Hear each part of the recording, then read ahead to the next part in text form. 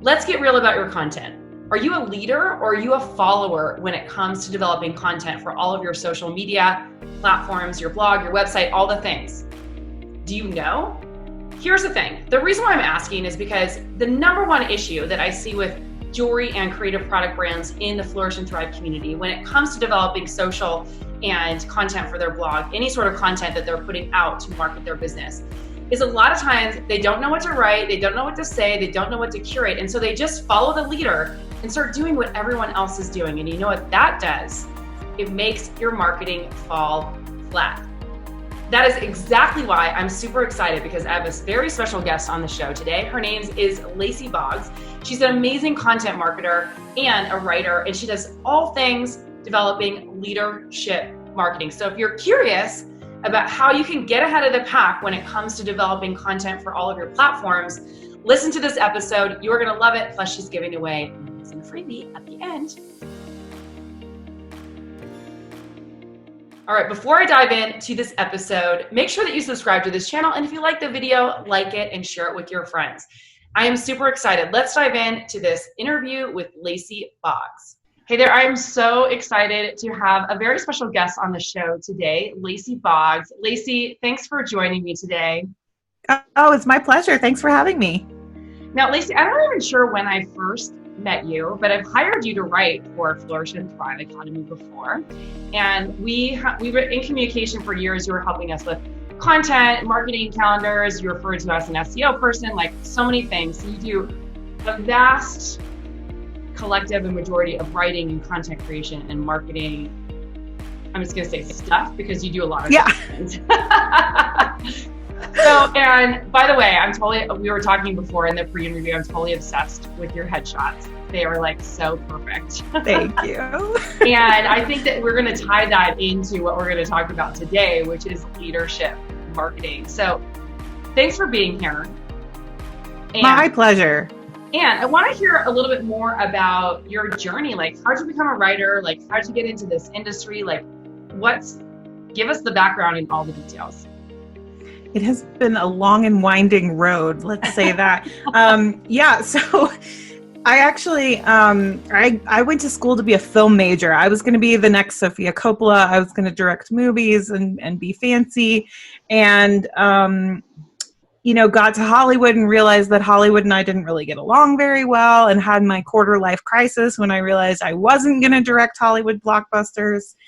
And actually, the first job I had after that was I was in PR for the fine jewelry industry. So I've actually worked in the jewelry industry before. I was an account manager for a PR firm out there, and I did that for a few years. And then I went into journalism for a while. I did travel journalism, and then I did food writing, which is super fun. You can get paid to eat. That's pretty exciting. Mm-hmm. And then I got pregnant. And I realized that I worked for a super local, tiny magazine here in Colorado, which is fun, super fun, except that there were like 4 of us. And so I was working 60-hour weeks. I was, when we were on deadline for the month, I was there till 2 or 3 o'clock in the morning. And I thought, I am not going to be able to do this with a baby.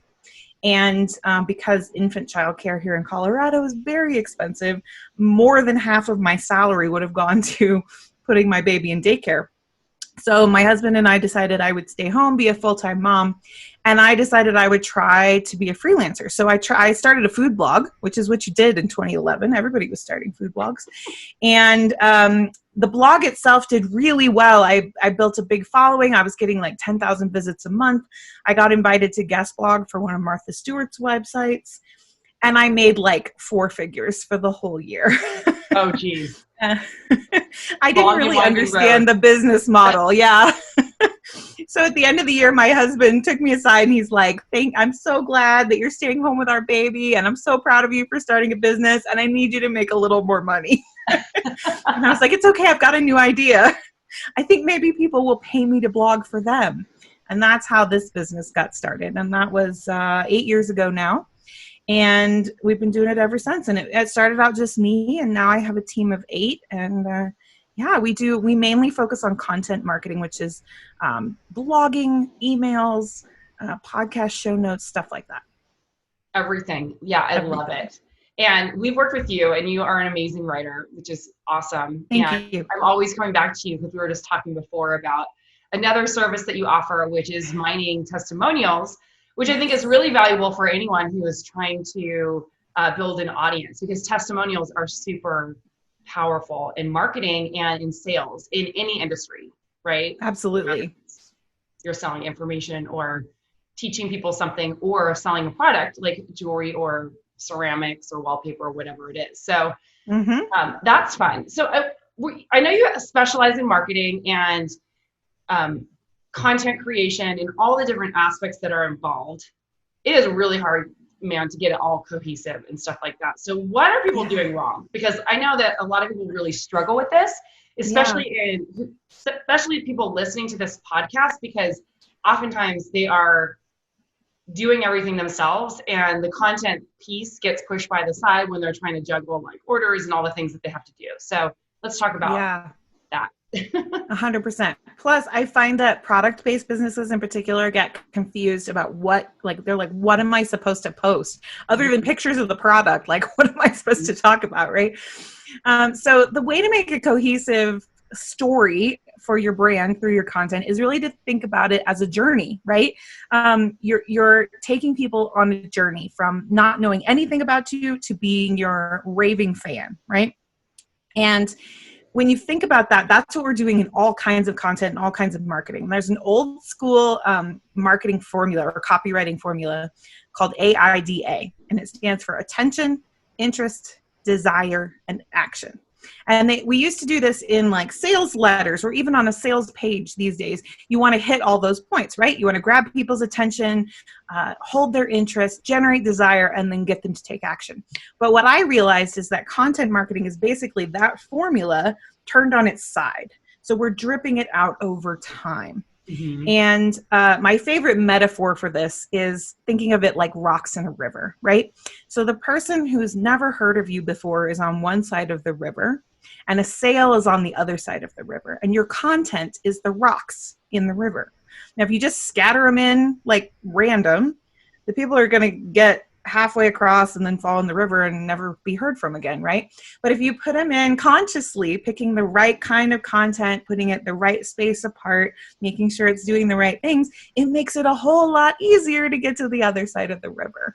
So the idea then is to come up with, how do we put this in an order that's going to help people understand what they need from me, how I can provide it, and then get them really excited about buying it. And when it's a product-based business, especially jewelry is like a luxury item a lot of times, right? We think of it, it's not a need, it's not food and housing, right? But you're still fulfilling a need for somebody, right? So once you discover and show people how you can fulfill that need for them, they're super excited to become your customer. And that's what content can do for you. I love that. And so one of the things that people are doing wrong is what I got from this is that they're not really thinking about it strategically, or they're kind of just like throwing spaghetti, like I like to say, throw spaghetti against a wall, and it's not really spaghetti. Yeah. Right. If you're just posting when you feel inspired or just whatever comes up, or here's my lunch, or here's what I was doing today, there's certainly a time and place for that kind of thing. But when you can make a plan and you understand the bigger why behind what you're posting, it'll be a lot more effective, right? And you talk about something called leadership marketing. Do you want to explain what that is? Because I think that this is a really interesting concept.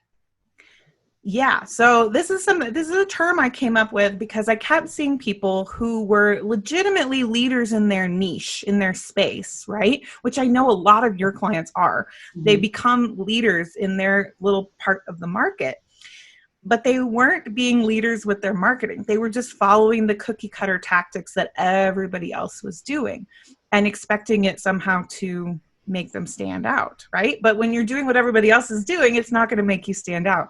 So leadership marketing to me is the idea that if you're a leader in your niche, you can be a leader with your marketing. And so you need to take a hard look at what you're doing and say, is that right for my business?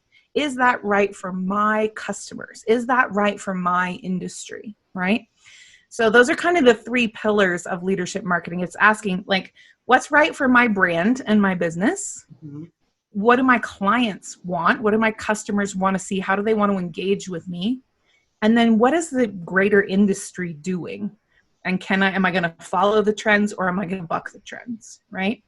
And when you kind of combine those three things, I have a Venn diagram that I put out sometimes, and that little middle spot is your leadership marketing plan. And it's going to be a little bit different for every business. Even if we're talking to 5 different jewelry designers, they're all going to come up with a slightly different plan. And the tactics we would give them would be different based on those goals, right? So if we have one brand, for example, that's super traditional, they're going to have a different marketing strategy than somebody that's really edgy and really radical and different. Or like if we have a brand that's reaching women over 60, we're going to have different marketing strategies than someone who's trying to reach Gen Z, right? Exactly. So that's kind of how we look at it. Okay, awesome. So do you have like what are some of the recommendations? Like how does someone like really dial into this, or like how do they stand out and be a little bit different? Like I'm thinking of like what are some of the tangible takeaways that people can do to kind of get into a space of being a leader in their marketing? Yeah, I love this. One of the exercises I do a lot. Have you read the book Blue Ocean Marketing? I did a long Blue Ocean time Strategy. ago. Yeah. So the idea of Blue Ocean Strategy is that you kind of look at what everybody else is doing in your space, and you see where you can be different, or where your strengths lie in comparison to other people.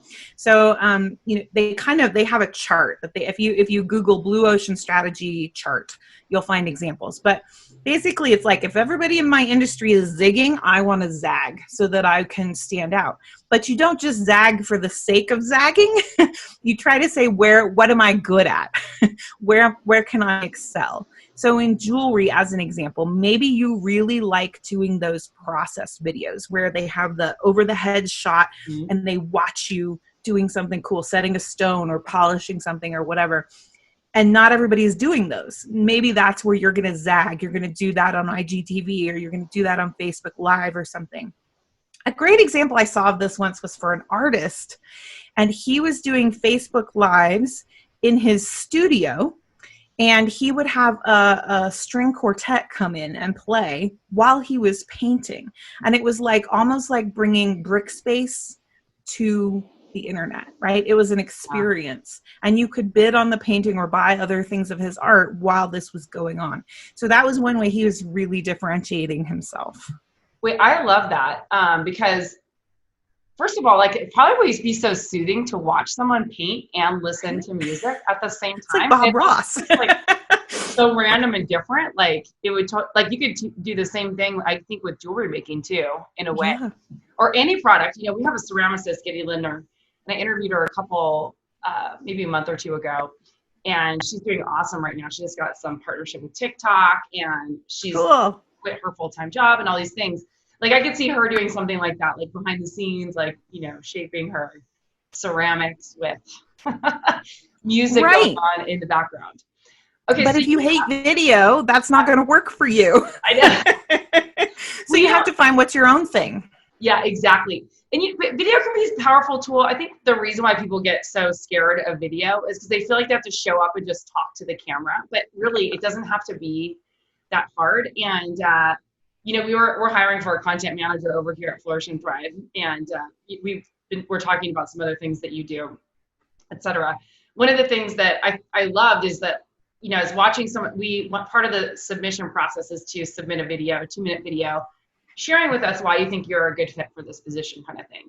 And it's so funny because like everyone's got their different things, and it's so fun to see how creative people can be on video. And they're not all of them. I think one of them was actually someone was like, oh my God, this woman's amazing on video. But like everyone else was like, it's not really like their thing, but they did different things that made them stand out by shooting the video. And there's so many things that you could do with content that way too. That's a little bit of a sidebar, but I think it's interesting because, if you hate video, think outside of the box of things that you can do, because it doesn't have to just be you talking head on the video. And totally, you could be talking over slides if you don't want your face on there, over pictures, or like I was saying, like just shoot what you're doing instead of yourself if you're nervous about showing up on video. But also I find that doing video, the more you do it, the better you get. You just get more comfortable. It gets easier. I can talk to an empty room for days now. I know, exactly. You know, it's so funny about that. We have a bonus that we give in our programs and we're selling it with our Ultimate Holiday Sales Machine Bundle that we call the Story Selling Framework. And it's about getting great testimonials, showing up on video and using it for selling. And it's like one of the things that just like crushes it, because when you know how to like frame the video in a way and you show up and you're a little bit prepared, then you're not just like rambling and talking about nothing. You're like, actually there's an agenda behind it. And what you want to say is like focused and in a sequential order. And then there's a call to action at the end where it gets people to take an action, you know, all the things. Yeah. Right? So that's you talked awesome. about, what'd you say? Oh, just that's awesome. Yeah. It is awesome. It's actually a really awesome resource. You talked about these stepping stones, right? Like if you're trying to get someone like across the river and you scatter the stones, you're not going to be able to get across. Let's talk about that in planning content, because like, I know a lot of people are just like, you know, we talk over here about developing like trust and filtering your content through sort of like what Gary Vaynerchuk talks about in jab, jab, jab, right hook is like, you know, value add, value add, value add, value add, and then pitch them, and then value add, same thing. So what's your recommendation in particular for product-based businesses and things that are like, you know, I feel like with the audience that we serve, you know, jewelry and creative products, there's really like a story and a message behind it. So how would you filter that into planning content and getting ahead of it and having enough interesting things to say, I guess is the best way to put it. Yes. So I always talk about, for product-based businesses especially, what I call thinking sideways. So, you know, when we think about like the biggest product brands out there and what they do on social media or on their website or on their blogs, most of them aren't just talking about their products, right? So like think about Dove soaps. What they're known for in their commercials and their media and stuff is talking about body positivity, right? It's not necessarily about soap. It's about, you know, all women are beautiful and, you know, all these things. Red Bull is another really good example because a lot of their media stuff is about adventure sports and stuff like that. It's not actually about the drink. Anthropology is another really good example of this. If you go to their blog, yes, of course it has their beautiful clothes and their beautiful stuff on there, but there's also like cocktail recipes and how to host a dinner party and like all these things. So they have done what I call thinking sideways. What else is my ideal customer interested in that I can talk about? And so those are sort of those value adds that Gary Vee talks about. How can I continue to give to this audience that's not just about like, oh, here's my new piece, buy it now, you know, because eventually they get sick of that. Even if they love you, even if they adore you and want to see everything you have, you know, we can add value by doing things a little bit differently. So one great strategy is to just sort of start mind mapping. What else is your ideal customer interested in? Are they interested in art? Are they interested in music? What kind of lifestyle are they living? Are they busy moms? And you can talk about things like that, right? And then you can either curate information. So if you're not an expert in whatever, art, music, whatever, you can curate and say, I found this great link. This really caught my eye, that kind of thing. Or you can bring in somebody else who is an expert, bring in a guest, interview somebody. All these different avenues for content start to open up, but it all relates back to the person you want to reach. And it can relate back to your product as well, right? So if your busy mom is your ideal customer, you might have like a capsule wardrobe jewelry collection that you can say, now you never have to worry about it because I've picked these 4 pieces that you can wear with everything, that kind of thing. And then all of a sudden your product fits with that content that you've been putting out. I love it. Okay. So, and I love the suggestions. I think people struggle sometimes with like coming up with these like other ideas because like really content marketing is a long game. It's not something that is always going to get you results fast. And so that's why marketing requires you to have multiple channels and multiple ways to get traffic and build engagement and audience building and stuff like that. And that's, we're always working with our people over here about that, which I think is super important and super valuable. What do you say to the people who are struggling to kind of get traction with their content? Sure. That's a big problem. Like we're all shouting into the void, right? And there's so much content out there in any particular niche. You're competing with a lot of people, regardless of how big or small your little niche is.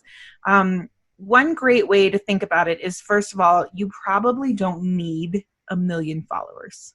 Mm-hmm. You probably, like, to be really successful, how many people would you actually need? Like there's a marketing thing that people talk about, 1,000 true fans. Mm-hmm. Like if you had 1,000 people that wanted to buy everything you put out, you'd be a really successful business, right? Mm-hmm. And maybe you want 10,000 people because you really want to build a movement, or you want to be multinational, or whatever it is, but like you maybe don't need millions. Mm-hmm. So that's one way to look at it. First of all, you maybe don't need as many as you think. The second way to think about it is that I always think about it as borrowing somebody else's stage. That's the fastest and most economical way to grow your own audience.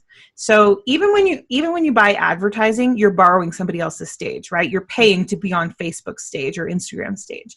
But you can do the same sort of thing with partnerships.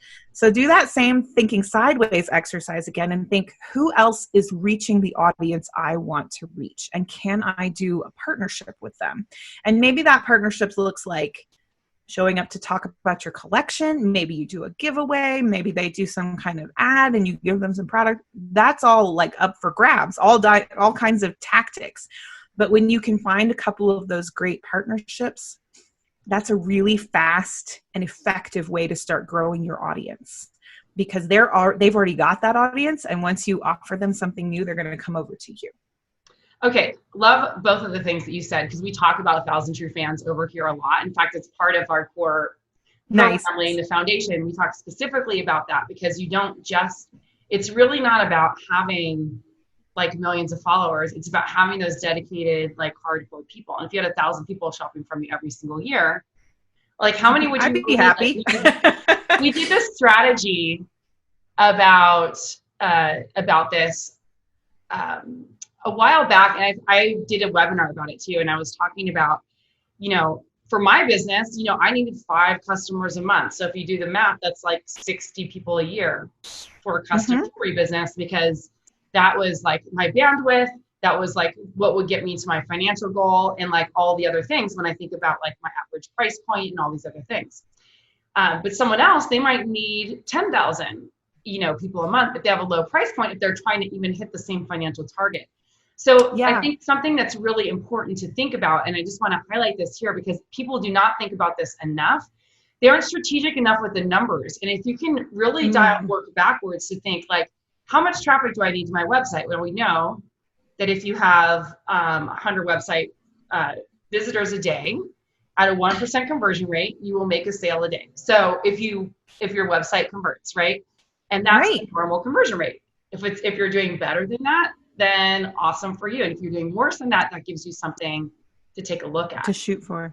Yeah. Exactly. And then the other I'm so glad you said that, because you can work backwards. Like if you know you need 5 people a month, that means you need 500 visitors to your website every month. And then and you've got a goal. And then you can say, what marketing tactics are going to get me 500 visitors per month? Exactly. And the second thing you said about these partnerships, because I think most people think about influencers, like having someone post on Instagram. But Jason, my boyfriend, has been talking about this a lot. He's like, what if you were to do ride-along offers? And he's talking about this maybe for Flourish and Thrive Academy. But also, like, I think this is a really powerful thing that you could partner with other brands to do the same thing. So you used the example earlier of like Anthropologie sharing cocktail recipes. And this made me think of something. I like temporarily moved to Arizona during COVID. And now I'm like almost officially moved to Arizona after I just went back to New York City and like packed up a bunch of my stuff and shipped it here and moved it here. And in that process, like in the interim time during COVID and stuff like that, when you're here, I was like, Jason, we need pasta bowls. And so I was like buying stuff from Crate and Barrel. And I got like some of my favorite bowls. I love eating food out of bowls. Don't ask me. It's a weird thing, but I love it.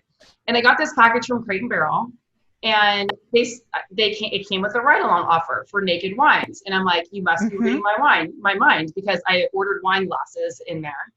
And I ended up ordering or joining the membership for this Naked Wines thing. This is like a, shameless plug for Naked Wines. Super great wines, very cheap. And all from like niche and small vintage vintners. But that's a good example of something like that. So think about how you can like partner with a similar brand. We're about to have our retreat for our momentum program here at Flourish and Thrive. And one of the topics we're talking about is dialing in audiences for advertising, because people are confused about how to do it. When you're doing it on your own, your first tendency might be like, let's say you're selling yoga pants. I heard this from someone else. I can't remember who. I was like listening to a podcast or something. But let's say you're selling yoga pants. Like you wouldn't necessarily want to target Lululemon or like use them as like one of your interests. You'd want to maybe target a water bottle company or like something that people bring to yoga, because you're automatically like competing with Lululemon then for using them as your targeting. So think outside of the box of like other types of brands that are parallel to yours that you can build the audience. Now, I kind of went a little bit on a tangent, but I think I loved both of those things that you said. So I wanted to kind of bring it home for people so they can understand like different ways of using it. Now I have another question for you, because this is the big thing. People get super overwhelmed with planning content, and most people, in my best guesstimate, unless they've been working with us for a while, or even if they're working, I mean, I'm even like a last minute patching thing together person. How can you get ahead? I mean, like you're doing everything in your business a lot of times, or you're working with a very small team and people are bootstrapped. What's the best way to get ahead, girl? Because like I know people are struggling and they're like, I forgot to post on Instagram all week because of it. Yeah. That's such a huge problem, especially so a lot of times people feel like content falls off their to-do list because it's not an immediate revenue generator, right? It's like, I have to make the product in order to sell it. So that's more important. But as you said earlier, like content is a long game. And if you neglect it now, you'll feel it later. So we do have to kind of keep that on our to-do list. So the first thing I want to say is I would love to give everybody listening a free copy of my content editorial calendar. Let's just say you can go to lacyboggs.com/flourish. And we'll put it there.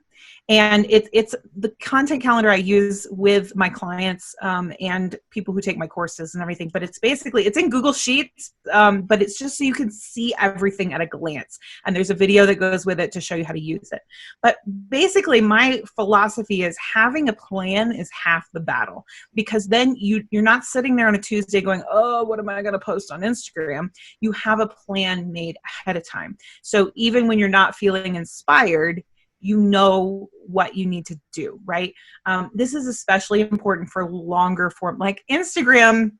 You can snap a photo of your desk or something and be like, I'm working today, and that can go okay. But when you're doing bigger content like a blog post or email newsletter or podcast or videos, right? A lot more goes into that, and it really does pay to plan those out a little further. So that's my first tip, is really give yourself an hour and just plan the next month or 2 months or 3 months, if you can figure it out, of what it's going to be. And use your sales, use what's going on in the world to inspire your content. Tracy, I know you teach things about like having collections that you launch.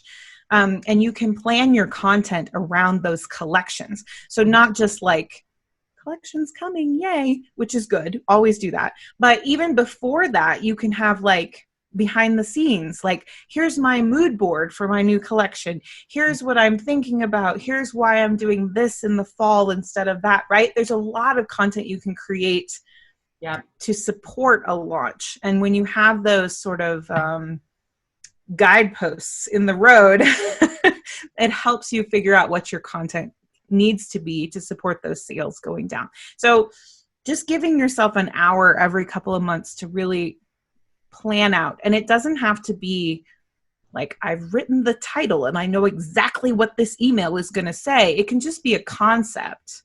But that way you're not starting from scratch. You're not staring at a blank page.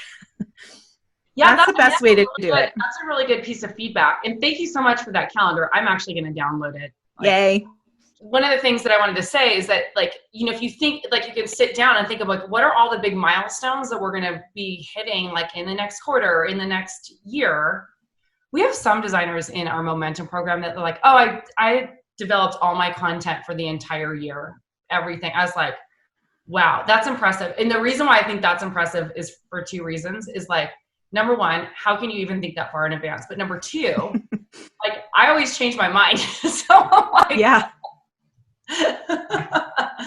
I'm like, well, and the plan doesn't have to be written in stone. That's the other nice thing. Like, even if you have a plan and you get to that week and you're like, nope, that's not what I'm going to do this week. That's okay. Just move it to the bottom and do it some other week. Right. But that way you're not sitting there one day going, I have no idea and I have to send this out today, kind of thing. Exactly. Yeah. I love that. So Lacey, this has been awesome. Where can everyone find you and download your content calendar one more time? Yeah. So the content calendar is going to be at lacyboggs.com/flourish. And that'll be just for you guys. And then you can find all my stuff at lacyboggs.com. There, I blog a lot. So there's plenty of free information. I've got a free library you can sign up for. And I mostly hang out on Facebook and Instagram. So you can stalk me there too. Yes. And we'll have all of those in the show notes as well. So make sure that you check out the show notes for this episode and go say hi to Lacey. Thanks for being here, Lacey. Thanks so much.